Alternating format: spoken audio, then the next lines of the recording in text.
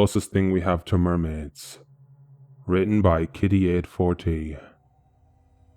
It was mid-August when the night janitor first noticed what he would later describe as growths in the mouths of the tropical fish. They hadn't seemed important enough to warrant a report, and so by the time everyone else noticed that something was growing inside the fish, whatever it was had already begun to climb out. Though the little parasites that the fish were regurgitating bore little to no resemblance to the traditional mermaid, the excitement of seeing a live fish's mouth suctioned around the waist of an emaciated pixie overrode any assumptions that these new attractions were fakes. Newport Aquarium soon had the mermaid exhibit up and running, and it quickly became their most popular attraction.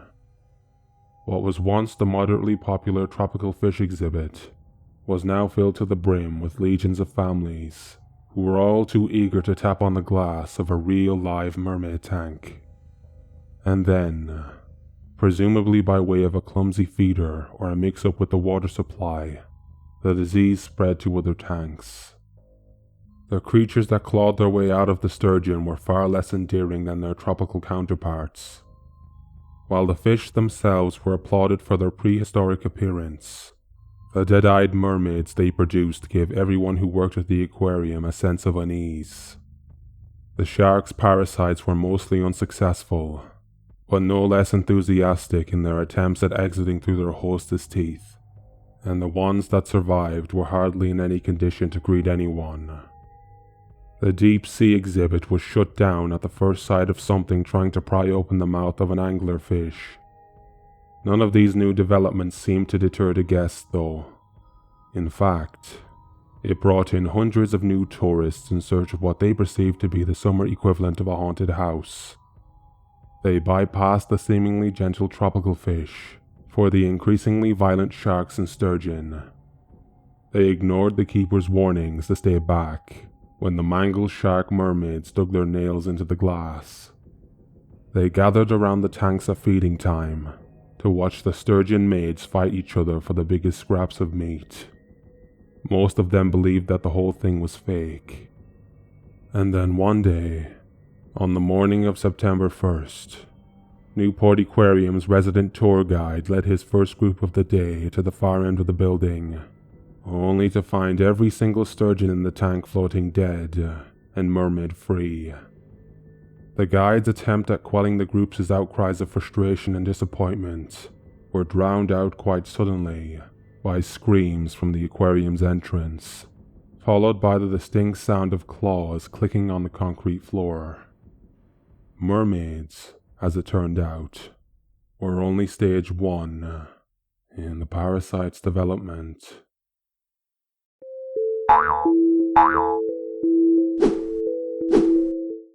Mermaid for Sale, written by hack_shook.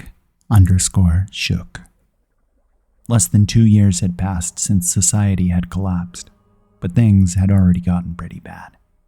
Life was cheap, loyalty was expensive, and a bullet was worth 100 good deeds from some civilized liberals. Not that there were many good people left by the time the mermaid was captured by fishermen and taken to the dilapidated swimming pool in the Florida apartment complex. Word spread fast, but few believed, though the few that did, well, they were prepared to travel, with their bodyguards, more like small army, really, with dump trucks piled high with cash. Money still mattered.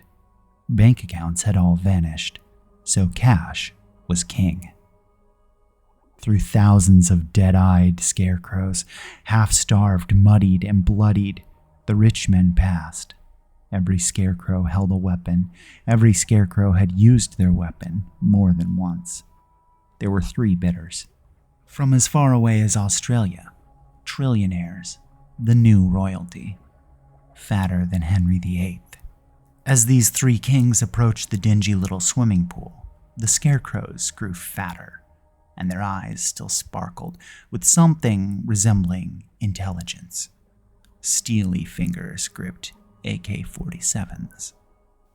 A hand was waved, and a winch lifted up the manacled mermaid.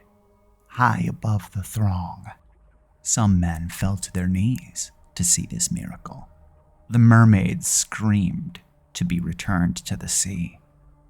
The trillionaires drooled like starving wolves. They lived in vast castles, but they'd already tired of all the good things which money could buy. This was something to be savored, the chance of a lifetime. The bidding began.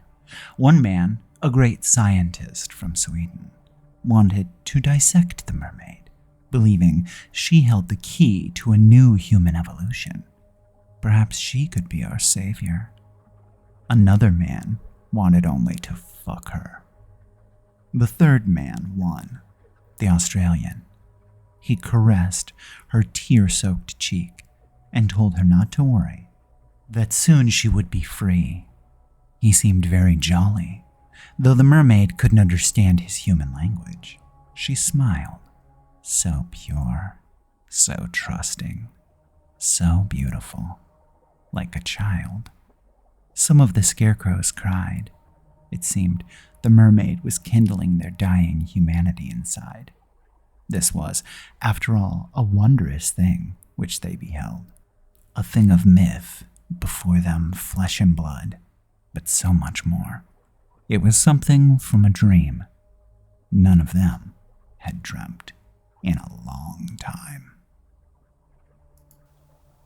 The winning bidder called for gasoline and dry wood, and the mermaid was slowly lowered into the flames until crispy and tender. He left nothing but her bones.